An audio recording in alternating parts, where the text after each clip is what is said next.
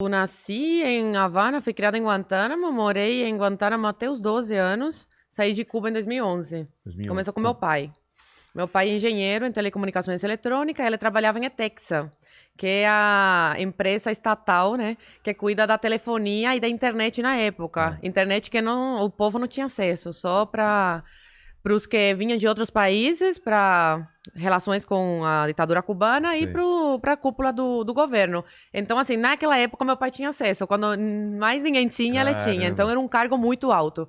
E aí, quando você entra, assume um cargo importante, você tem que entrar para o Partido Comunista de Cuba. Eles te obrigam a entrar. Colocam contra a parede e você tem que entrar.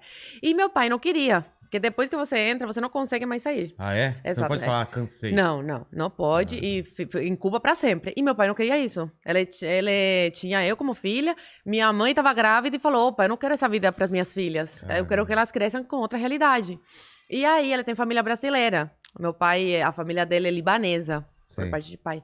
E aí, há muito tempo atrás, migraram. Uma parte foi para Cuba, outra para Venezuela, para o Brasil. O avô dela teve que ir pra Cuba, né? Não podia vir pro Brasil, menos pior, né? Caramba! E aí, a prima dele, brasileira, fez uma carta oficial convidando ele pra vir de visita. Aí, ele veio de visita e ficou. Só ele. Deixou minha mãe grávida, da minha irmã do meio, e tinha 5 anos na época. E aí, ele veio, ficou esses 3 meses, que é o máximo que um cubano consegue ficar fora de Cuba. E depois ficou 1 ano ilegal. Até que ele falou, opa, eu tenho que fazer alguma coisa para documentação e tal, para começar a trabalhar oficial e poder trazer a minha mulher e minhas filhas, né? Mas, só para... Desculpa te interromper, mas quando ele fica aqui ilegal, o que acontece em Cuba? Ele é procurado, ele não pode mais voltar? O que acontece? Não, nada, não aconteceu não nada. nada. Com ele não aconteceu nada. Mas não. com um cubano normal aconteceria? Não, com um cubano normal não. Meu pai era um cubano normal. Só não aconteceu. Ele pensei que ele tava numa posição que... Não, ele tinha a posição de... Não era da cúpula do governo, não. Ele só ocupava um cargo em ETEXA, que é a empresa estatal que cuida da rede de telefonia e tal. É um cubano comum. Tá bom. Só que cubano comum é todo mundo, menos a cúpula do governo. Entendi. Que são os militares. Exatamente, os militares, a família dos militares, enfim. E aí ele pediu asilo político, depois de estar 1 ano no Brasil, foi à Polícia Federal e pediu asilo político. Ok, ficou exilado político aqui no Brasil. E aí, depois de quase 4 anos, ele consegue tirar minha mãe de Cuba, através de um amigo argentino dele, naturalizado brasileiro, que fez a carta convidando ele para vir pro Brasil, assim como ele fez. Sim. E aí ela veio, chegou no aeroporto, já foi direto na Polícia Federal pedir asilo político, porque ela tinha direito por ser casada com meu pai. Sim. Então ela já ficou como exilada política também. E aí, nesse período, minha mãe engravida da minha irmã caçula, a brasileira. A terceira? Caramba. Coisa de Deus, porque acabou ajudando a gente, mas não estava... ajudou a gente por ter uma irmã brasileira. Só que assim, não estava nos planos. As coisas de Deus são inexplicáveis, não estava nos planos. Eles estavam muito apertados, gastando muito dinheiro. Foi muito, muito caro, né? Sim. A nossa saída de Cuba foi muito cara.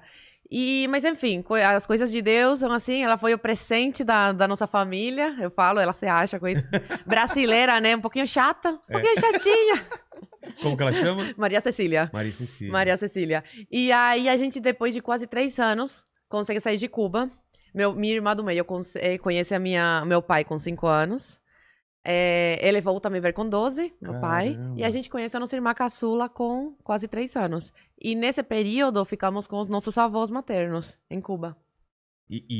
Mas sofreram algum tipo de perseguição por causa disso ou é meio tranquilo? Não, foi tranquilo. Ah, tá. Graças a Deus. Imagina que quem sai... Não, e eles deixaram a gente sair, né, as crianças, porque os nossos pais estavam fora do país e tem a lei de reunião familiar. Ah, é? Então, eles não tinham como impedir, assim, de deixar os pais em um país e as crianças em outro, sabe? Mas no caso, por exemplo, do programa Mais Médicos, os médicos vinham aqui e a família ficava lá. Sim. Aí ele não podia ficar aqui e trazer a família? Ou ele podia? Depois podia. Podia? Se ele desertasse, depois de um tempo podia sim tirar. E alguns fizeram isso? Você alguns sabe? fizeram. Fizeram. Os corajosos fizeram. Esses têm a minha admiração.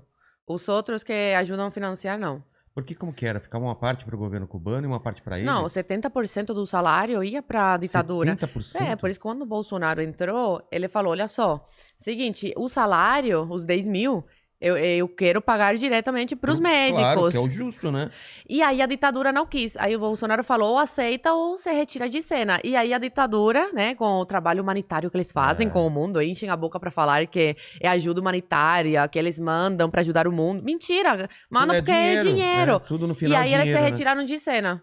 Mas 70%, e mais, era mais de 70% que ia pra ditadura. Só que aí se tornou público, teve um maior bafafá. E aí a ditadura falou, olha só, vou dar mais uma esmola pra eles. E aí aumentou um pouco. Caramba. Mas assim, de 10 mil, 7 mil ia pra ditadura.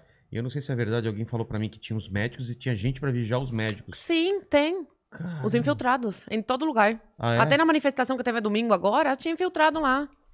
Gente paga só pra observar, só pra... Sim, tem todo... Igual na Venezuela, eles têm. Que terror esse negócio.